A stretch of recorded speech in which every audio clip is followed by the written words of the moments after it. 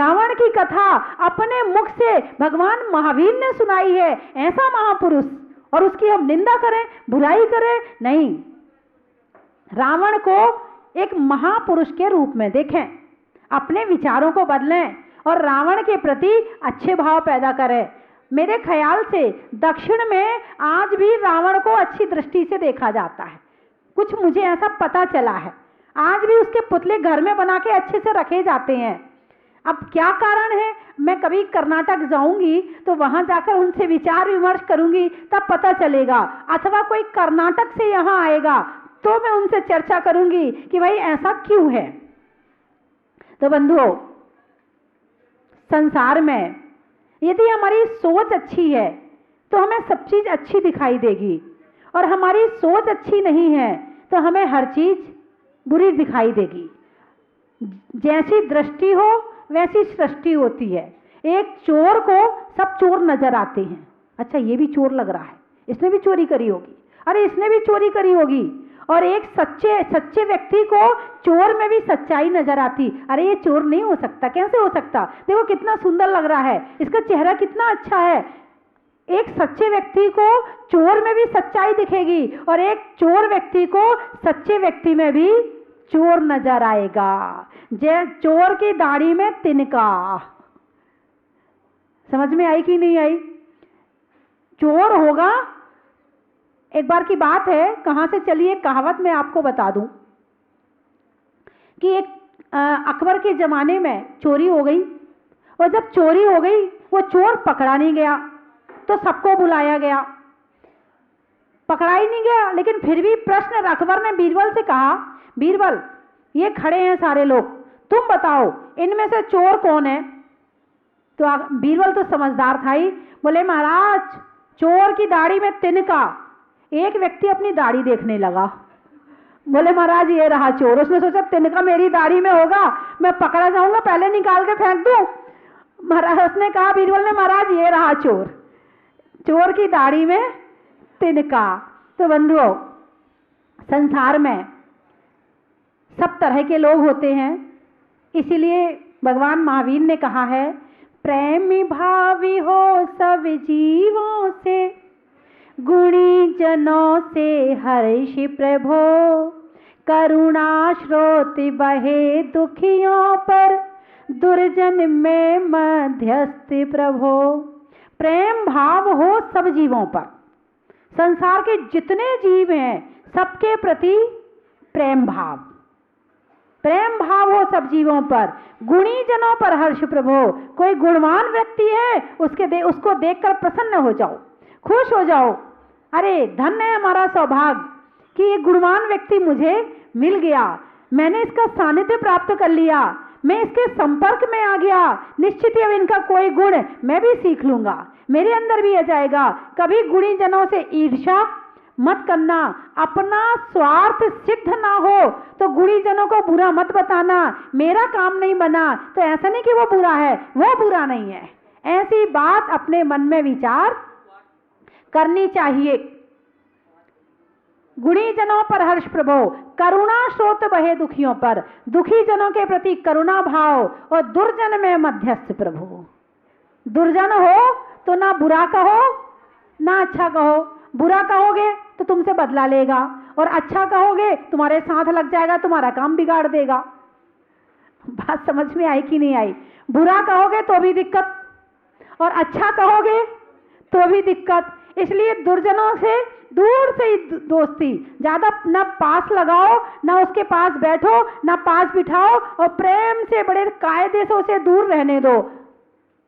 और नहीं तो फिर जीवन में संघर्ष तो वैसे ही आते हैं, बिना दूर किए, बिना। अब घर में ही हो जाए तो क्या करो, कहाँ भगाओगे? घर में दुष्ट पैदा हो जाए तो कहाँ भगाओगे, कहाँ भेजोगे उसको? निभाना तो पड़ेगा। यदि पड़ोसी हो बोलना छोड़ दोगे, दूसरे गांव का हो बात ही नहीं करोगे, देश का हो मतलब ही नहीं है, अब घर में ही पैदा हो गया तो कहाँ जाओगे? रहना भी पड़ेगा। तो उसके लिए बिल्कुल समझदारी से जीवन जीना पड़ेगा। और किसका जीवन है जो संघर्ष के बिना रहा हो, बताइए मुझे। राम, कृष्ण, श्रीपाल, पारसनाथ, आदिनाथ, किनका जीवन संघर्ष के बिना रहा है? सबके जीवन में संघर्ष आए हैं। जो कुछ करता है उसे ही तो कुछ होता है, जो कुछ करेगा ही नहीं तो उसका क्या होगा? संघर्ष भई मेरा जीवन, संघर्षमयी मेरा जीवन, संघर्ष ही मेरा नारा है। मैं संघर्षों से कहता हूं स्वागत संघर्ष तुम्हारा है। मैं संघर्षों से कहता हूं स्वागत संघर्ष तुम्हारा है। हम आज मरे या कल मरे, मरना तो जग सारा है, पर संघर्ष बिना ही मर जाएं ये हमको नहीं गंवारा है। संघर्ष देखकर तीली का दीपक भी जल जाता है, संघर्ष करे जो रस्सी तो पत्थर भी घिस जाता है, तो पत्थर भी घिस जाता है। उठो उठो संघर्ष करो, संघर्ष महाफल दाता है, संघर्ष महाफल दाता है। संघर्षहीन मानव को मुश्किल बड़ी रुलाती है, संघर्ष अगर हो जीवन में तो मंजिल उसे बुलाती है। संघर्ष अगर हो जीवन में तो मंजिल उसे बुलाती है। संघर्ष सब करे, रावण ने भी बहुत संघर्ष किए थे, तभी तो आने वाले समय में तीर्थंकर बनेगा। ऐसे कैसे बन जाएगा? जो कुछ संघर्ष ही नहीं कर पाता वो कुछ बन ही नहीं सकता है, और जो संघर्ष करता है वो तप जाता है, मजबूत हो जाता है, कुछ बनने लायक हो जाता। चाहे राम हो चाहे रावण हो, शक्तिशाली होगा वही तो संघर्ष करेगा। जो सबसे गांव का सबसे खराब आदमी होगा, जिस दिन वो अच्छा बनेगा वो सब गांव वालों से सबसे ज्यादा अच्छा बनेगा। जब तक वो खराब है तो खराब है, जिस दिन वो अच्छा बनेगा वो सबसे अच्छा बनेगा। धर्म स्नेही बंधुओं, कुछ लोग ठेका लेते हैं, कुछ लोग ठेका लेते हैं, पैसा मिले तो जिंदगी वरना मौत देते हैं। कुछ लोग ठेका लेते हैं, पैसा मिले तो जिंदगी वरना मौत देते हैं। ऐसे लोग बंधन में नहीं खुले रहते हैं, ऐसे लोग बंधन में नहीं खुले रहते हैं, और क्या कहें इनकी दूध के धुले रहते हैं, और क्या कहें इनकी दूध के धुले रहते हैं। इन्हें कारावास की सजा के बदले कार और आवास का मजा दिया जाता है। इन्हें कारावास की सजा के बदले कार और आवास का मजा दिया जाता है। जिन्हें इनके हाथ तोड़कर पैर काट लेने का अधिकार है, वे हाथ जोड़कर पैर चाट लेते हैं, वे हाथ जोड़कर पैर चाट लेते हैं, और हाथ जुड़ाई पैर चटाई आपस में बांट लेते हैं। हाथ जुड़ाई पैर चटाई आपस में बांट लेते हैं। पर ऐसे लोगों की मौत नहीं बेमौत खबर लेती है, ऐसे लोगों की मौत नहीं बेमौत खबर लेती है, और ऐसे कि हर बार जिंदगी के पहले मौत के मुंह में धर देती है। गर्भ में आते उसके पहले ही चले जाते हैं। ऐसे कि जिंदगी के पहले उन्हें मौत के मुंह में धर देती है और घोषणा करती है ये मौत की ठेकेदारी का फल था, ये मौत की ठेकेदारी का फल था, आज भी है और आगे भी रहेगा, आज भी है और आगे भी रहेगा। बंधुओं, जीव हिंसा महापाप है। किसी भी वजह से कर रहे हैं, फल हमें ही भुगतना पड़ेगा। पैसे की वजह से की है, पैसे का मजा सारे घर वाले लेंगे, पैसे का मजा पड़ोसी भी ले लेंगे, पैसे का मजा दोस्त भी ले लेंगे, मगर हिंसा तुम करोगे तो फल तुम्हें ही भुगतना पड़ेगा, नरक तुम्हें ही जाना पड़ेगा। जितनी जीव हिंसा से बच सको उतना अच्छा है। अहिंसा परमो धर्मा,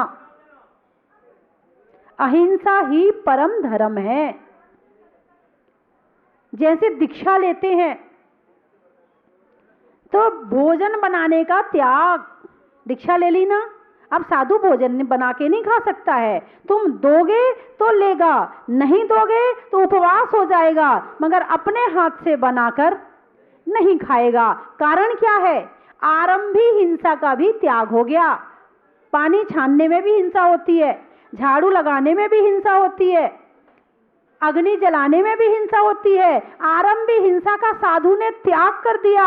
अब भोजन मिलेगा तो लेंगे और नहीं मिलेगा तो नहीं लेंगे। हिंसा का त्याग हो गया। व्यापारिक हिंसा का त्याग कर दिया। व्यापार संबंधी जो हिंसा होती उसका त्याग कर दिया। कहां से शुरुआत हुई धर्म की? कहां से बचा रहे हैं? हिंसा से बचा रहे हैं। कहां भेज रहे हैं? अहिंसा की तरफ भेज रहे हैं।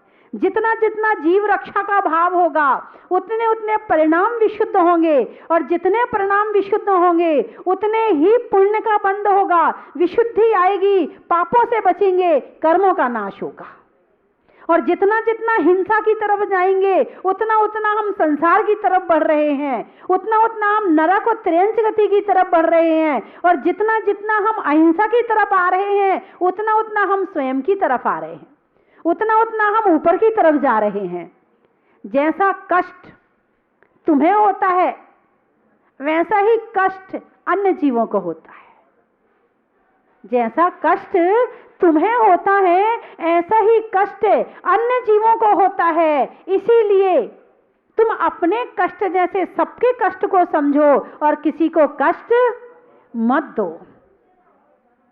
किसी किसी की तो भावना ये होती है, अच्छा उसे कंट्रोल में नहीं रखेंगे तो क्या ये ऐसा हो जाएगा, उसे पीटेंगे नहीं, मारेंगे नहीं तो वो ऐसा हो जाएगा। अरे नहीं, उसके कारण से हम कितने कर्मों का बंद कर रहे हैं। और अभी नहीं, अनादि काल से किया है, आज से नहीं कर रहे हैं। कितना कर्म है हमारे पास में। भरत चक्रवर्ती को 16 भव लग गए थे। अपने कर्मों को काटने में कितने भव लगे थे?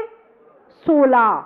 यानी अनादि काल से इतने कर्म इकट्ठे हो गए थे कि 16 भव तक उन्हें मुनिराज बनना पड़ा, जंगल में रहना पड़ा, तपस्या करनी पड़ी। तब कहीं जाकर जब वो भरत चक्रवर्ती बने तब उनके कर्म कटे। अपने पास कितने कर्म हैं? कितने कर्म हैं बताइए मुझे, हिसाब है कोई? उन्हें 16 भव लग गए थे, हमें 1600 भी लग जाए तो कम होंगे। इतने कर्म इकट्ठे हैं, इतनी बाधाएं आती हैं, इतनी तकलीफ होती है, इतने कष्ट है संसार में हमें सहन करना पड़ रहा। क्यों? क्योंकि हमारे ही तो कर्म है ना, हम ही तो भुगत रहे हैं ना। अभी करते और जा रहे हैं, अभी हम डब्बा खाली नहीं कर रहे हैं, अभी भरते और जा रहे हैं। तो अहिंसा से ही धर्म की शुरुआत होती है। जहां अहिंसा है वहां धर्म है, और जहां अहिंसा नहीं है वहां धर्म नहीं हो सकता है। और हिंसा का मतलब मृत्यु, सामने वाले की मृत्यु, उसे मारना, चाहे चींटी हो, चाहे मच्छर हो, चाहे मक्खी हो, चाहे जू हो। मैं अपनी बताऊं, बचपन में ज्ञान नहीं था हिंसा क्या होती है, अहिंसा क्या होती है। पैदा होके कोई पैदा होते नहीं सीख लेता है, धीरे धीरे जब बड़े होते हैं, ज्ञान मिलता है, शास्त्र पढ़ते हैं, तब पता चलता कि हिंसा क्या है और अहिंसा क्या है। बचपन में मच्छर मारते थे, यही नहीं पता था कि पाप भी लगता है। आप अपने बच्चों को पूरे संस्कार देना, उन्हें अच्छे से समझाना, क्योंकि मैं अपना प्रैक्टिकल बता रही हूं। जब छोटे थे तब पता नहीं था कि मच्छर मारने में पाप लगता है, चींटी मारने में नहीं पता था।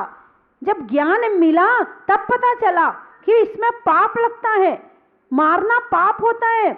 ऐसे आप अपने बच्चों को ज्ञान नहीं दोगे तो उन्हें पता चलने वाला नहीं है। ये कह के मत छोड़ देना, अरे बच्चा है, अरे बच्चा है, अरे बच्चा है, ये कहकर उन्हें ज्ञान देने से छोड़ मत देना, संस्कार देने से छोड़ मत देना। कार नहीं दोगे तो चल जाएगा, मगर संस्कार नहीं दोगे तो जीवन खराब हो जाएगा। इसीलिए अहिंसा के संस्कार, सत्य बोलने के संस्कार, धर्म करने के संस्कार बचपन से देना। बेटे ऐसे किया जाता है, ऐसे किया जाता है, अच्छे से सिखाना। अब जिसकी मम्मी ना करती हो तो उसके लिए मैं कुछ नहीं कह सकती हूँ। अब मम्मी नहीं कर रही है तो उसका बच्चा कैसे करेगा। हाँ, उसके घर में यदि दादी होगी और वो धर्मात्मा होगी तो वो जरूर करवाएगी। और जब दादी धर्मात्मा होगी और वो करवाएगी तो उसकी मम्मी को बुरा जरूर लगता होगा। सारे दिन नमोकार मंत्र पढ़वाती है, सारे दिन उसे मंदिर ले जाती है, बिगाड़ देंगे मेरे बच्चे को। ऐसा भी कोई कोई कर सकता है। हाँ, 5 उंगलियां हैं, सभी तरह के जीव संसार में हैं। मैं आपकी बात नहीं कर रही हूं, जो आप मुझे सुन रहे हैं, मैं आपकी बात नहीं कर रही हूं। सब तरह के जीव संसार में हैं।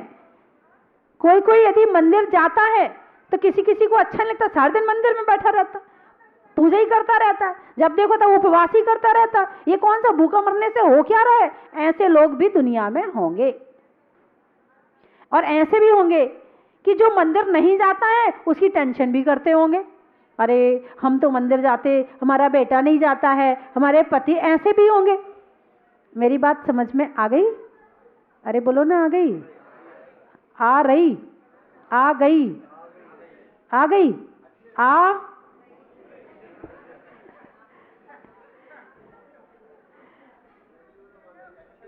मंदिर जाकर ही हमें कुछ मिलता है। कुछ लोग कहते हैं हमारे मन में ही भगवान है। हम कब मन में ही भगवान है, जितना पाप क्यों इकट्ठा हो रहा है? जब तुम्हारे मन में भगवान है तो क्रोध क्यों आ रहा है? जब तुम्हारे मन में भगवान है तुम झूठ क्यों बोल रहे हो? मन में भगवान बैठे इधर, इधर तुम झूठ बोल रहे, कैसे भगवान है तुम्हारे? नहीं है भगवान मन में, तभी तो मंदिर जाना पड़ता है भगवान को याद करने के लिए।